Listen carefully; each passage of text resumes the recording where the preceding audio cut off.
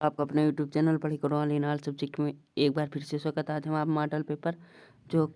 Model paper है ये class 10th का है। यहाँ पर आप लोग देख सकते हैं क्लास 10th और हिंदी विषय, ये क्लास 10th का मॉडल पेपर है और विषय हिंदी है।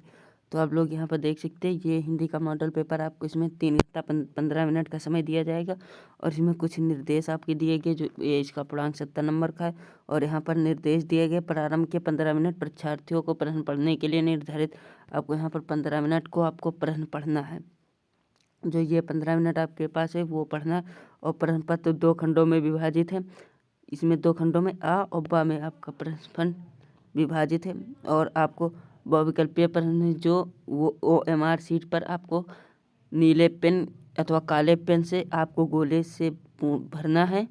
और इसके बाद खंड आ में जो आपके है बहुविकल्पीय प्रश्न है वो 1 नंबर की निर्धारित है। उसके बाद आपको प्रश्न पत्र के खंड आ के प्रश्नों को हल करने के लिए आपको 1 घंटा अथवा बा के प्रश्नों को हल करने के लिए आपको 2 घंटे निर्धारित दिए गए हैं। और उसके बाद है प्रत्येक प्रश्नों के सम्मुख उनके निर्धारित अंक दिए गए हैं। आपको ये जितने प्रश्न हैं उनके सम्मुख आपके अंक निर्धारित दिए गए और हम आपको इस वीडियो में फुल सॉल्यूशन देंगे। इसी वीडियो में अगर आप लोग ये पूरा वीडियो वॉच कर लेते तो आपके लमसम 70 नंबर पक्के हो जाएंगे, क्योंकि ये मॉडल पेपर इससे हटके कुछ भी नहीं आएगा, ऐसा ही पेपर आएगा। आप लोग यहाँ पर पूर्णांक ये देख सकते हैं बहुविकल्पीय का, ये बहुविकल्पीय प्रश्न खंड आ है और ये पूर्णांक 20 नंबर का है। तो पहले हम प्रश्न शुरू करते हैं। यहाँ पर आप लोग देख सकते हैं प्रश्न, बाबू गुलाब राय किस युग के लेखक है। बाबू गुलाब राय किस युग के लेखक है, तो ये आपके शुक्ल युग के लेखक है। यहाँ पर ये आपका सही हो जाएगा, शुक्ल युग। उसके बाद है चिंतामण किस विधा की रचना। चिंतामण किस विधा की रचना, ये नाटक विधा की रचना है। उसके बाद अगला प्रश्न, गमन किसकी रचना। गमन किसकी रचना है, तो ये आपका ये हो जाएगा मुंशी प्रेमचंद जी की गमन रचना है। यहाँ पर आपका ये ऑप्शन सही हो जाएगा। उसके बाद है शुक्ल युग की समय सीमा। शुक्ल युग की समय सीमा कितनी है, शुक्ल युग की समय सीमा है 1919 से 1938 तक की, ये आपकी है। नृ का निर्माण फिर किस विधा की रचना है। नृ का निर्माण फिर किस विधा की रचना है, ये आपका हो जाएगा दूसरा नंबर सही, आत्मकथा। और ये जो आपका उसके बाद आपका प्रिय प्रवास किस युग की रचना है। प्रिय प्रवास किस युग की रचना है, तो ये आपका हो जाएगा द्विवेदी युग की रचना है। प्रिय प्रवास द्विवेदी युग की रचना है। उसके बाद मधुशाला किसकी रचना है। मधुशाला किसकी रचना है, तो ये आपका हो जाएगा मधुशाला रामधारी सिंह दिनकर की रचना है। ये मधुशाला रामधारी सिंह दिनकर जी की रचना है। उसके बाद है भारत भारती किसकी रचना। भारत भारती किसकी रचना, तो ये हो जाएगा मैथिली शरण गुप्त की भारत भारती रचना है। आधुनिक काल कब से कब तक है। आधुनिक काल ये आपका कब से कब तक है, तो ये आपका हो जाएगा पहला नंबर 1843 से आज तक, अब तक की आधुनिक काल है आपका 1843 से अब तक है। मातीराम किस युग के कवि है। मातीराम किस युग के कवि है, तो ये आपका हो जाएगा रीत काल के कवि हैं। अगला प्रश्न, हास्य रस का स्थायी भाव होता है। हास्य रस का स्थायी भाव हास्य होता है।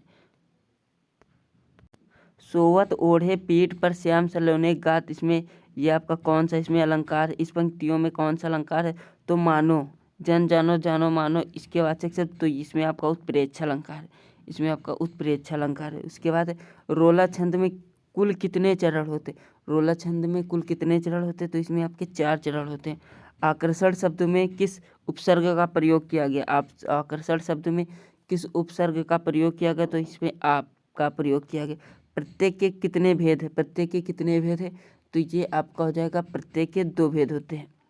उसके बाद है पीताम्बर में कौन सा अलंकार है, पीताम्बर में कौन सा समास है, अलंकार नहीं समास है। पीताम्बर में कौन सा समास है, तो ये हो जाएगा बहुप्रिय, इसमें समास है। आंसू का तत्सम रूप क्या होता है, आंसू होता है। आंसू का तत्सम रूप यण संधि का सूत्र है। यण संधि का सूत्र क्या होता है। यण संधि का सूत्र इसमें कौन सा हो जाएगा, ये आप लोग हमें कमेंट करके बताइए, इसमें हमको पता नहीं है, कुछ कन्फ्यूजन में शायद आपका ये तीसरा सही हो जाएगा इक्वाड़ची, ये आपका शायद हो सकता है, लेकिन इसमें कोई क्लियर नहीं। अगर आप लोग जानते हैं तो कमेंट करके हमें बता दीजिए। और ये 19 नंबर है, फलश शब्द का वचन एवं विभक्ति है। फलश शब्द का वचन एवं विभक्ति है, षष्ठी विभक्ति एक वचन, इसमें हो जाएगा आपका।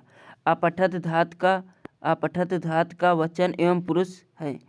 एवं पुरुष कौन से है, तो इसमें आपका हो जाएगा प्रथम पुरुष एक वचन। तो ये आपका बहुविकल्पीय प्रश्न जो आपको OMR शीट पर फिल करना है। ये आपका 20 नंबर का ये अभी तक आपका हो गया। अब आपका पेपर बचा है 50 नंबर का। तो ये आपका 20 नंबर का हो गया। अब आपका आता है 50 नंबर का। इसमें दिया गया है वर्णनात्मक प्रश्न। पूर्णांक यहाँ पर आप लोग ये देख सकते हैं 20 प्रश्न। वर्णनात्मक निम्नलिखित गद्यांशों पर आधारित 3 प्रश्नों का उत्तर दीजिए। तो ये देखिए आपका यहाँ पर ये दिया गया है, यह कोई बात नहीं है कि एक स्वभाव और रुचि के लोगों में ही मित्रता हो सकती है। तो हम आपको इसको पढ़ने की ज़रूरत नहीं, हम आपको इसका ये जो आपका मित्रता नामक पाठ से लिया गया है, मित्रता नामक पाठ से लिया गया है। तो आपका यहाँ पर लिखा है उपयुक्त गद्यांश का संदर्भ लिखिए। आपको यहाँ पर पहले संदर्भ लिखना रहेगा। उसके बाद गद्यांश के रेखांकित अंश की व्याख्या कीजिए। आपको यहाँ पर ये जो आपका यहाँ से यहाँ तक दिया गया, आपको इसकी रेखांकित अंश की व्याख्या करनी होगी।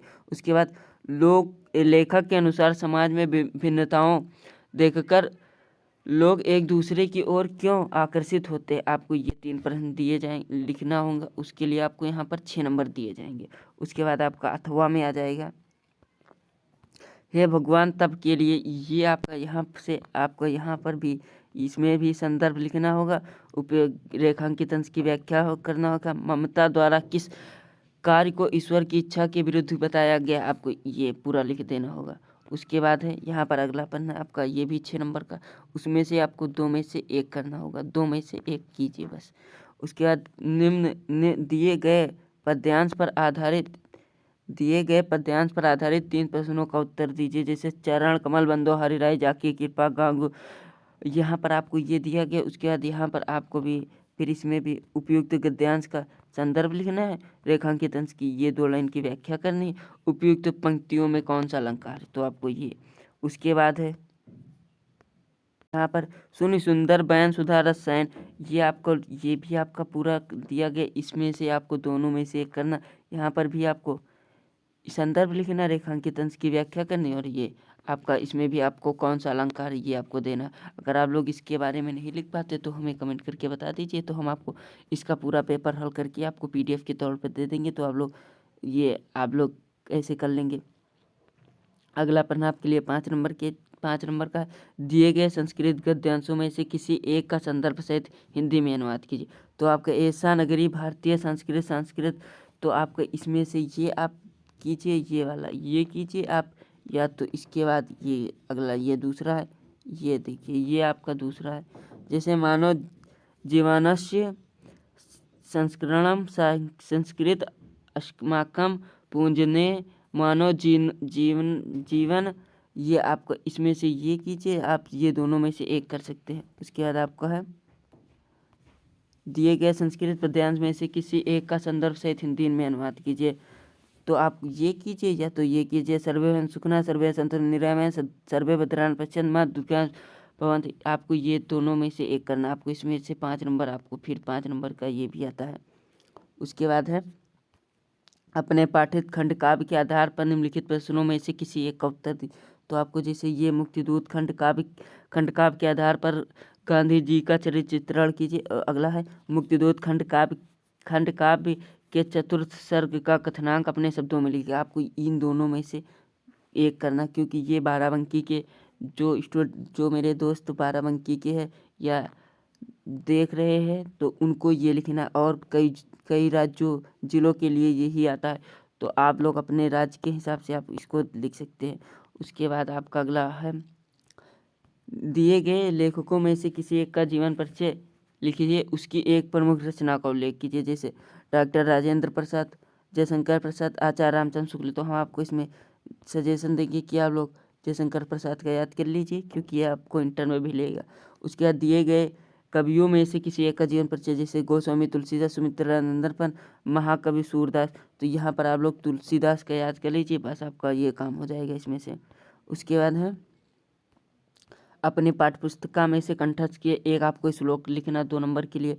उसके बाद निम्नलिखित में से किन्हीं आपको ये जो 4 प्रश्न दिए गए हैं तो ये संस्कृत के, तो आपको इसके लिए 2-2 नंबर दिए जाएंगे। और ये 4 प्रश्न हैं तो आपको चारों में से कोई 2 प्रश्न करने है बस, और 2 छोड़ देना है। उसके बाद निम्नलिखित में से एक विषय पर निबंध लिखिए, जैसे पर्यावरण संरक्षण के उपयोग, आतंकवाद कारण एवं निराकरण, जनसंख्या लाभ हानि और ये नारी सशक्तिकरण। इसमें से आपको चारों में से एक लिखना होगा। आपको इसके लिए 9 नंबर दिए जाएंगे, तो हम आपको बताएंगे।